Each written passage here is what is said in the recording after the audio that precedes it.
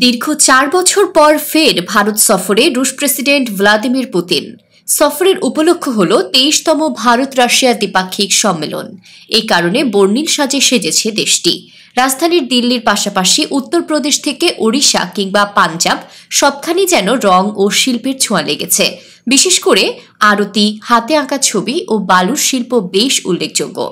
এসব আয়োজন জানান দিচ্ছে ভারতের বন্ধু আসছেন দেশটিতে। বৃহস্পতিবার ৪ ডিসেম্বর পুতিনকে স্বাগত জানাতে বারাণসীতে আয়োজিত হয় ভারত রাশিয়া মৈত্রী পদযাত্রা। এটি সুভাষ ভবন থেকে শুরু হয়ে মুন্সী প্রেমচাঁদ স্মৃতি গেটে এসে শেষ হয়। এ সময় অংশগ্রহণকারীদের হাতে মোদি ও পুতিনের পোস্টার দেখা যায়। আন্তর্জাতিক সম্পর্ক ও বন্ধুত্বপূর্ণ পররাষ্ট্র নীতির বার্তাও শোনা যায় পদযাত্রায়। পাঞ্জাবের অমৃতসরে দেশটির স্বনামধন্য চিত্রশিল্পী জগজিৎ সিং অ্যাক্রিলিক রং ব্যবহার করে পুতিনের একটি দৃষ্টিনন্দন প্রতিকৃতি এঁকেছেন।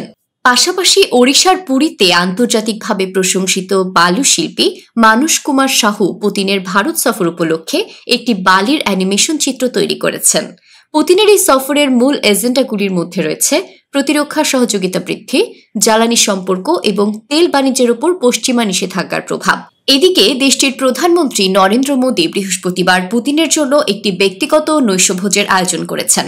পরদিন একটি মধ্যাহ্নভোজের আয়োজনও রয়েছে রুশ প্রেসিডেন্টের সম্মাননায়।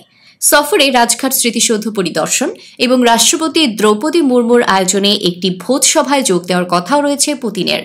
প্রসঙ্গত, ইউক্রেন রাশিয়া সংঘাতের ওপর বিশ্বব্যাপী মনোযোগ এবং ভারতের সংলাপ ও কূটনীতির আহ্বানের মধ্যে উভয় পক্ষই বাণিজ্য, প্রতিরক্ষা এবং শ্রম চলাচলের ক্ষেত্রে বেশ কয়েকটি চুক্তি স্বাক্ষর করবে বলে আশা করা হচ্ছে।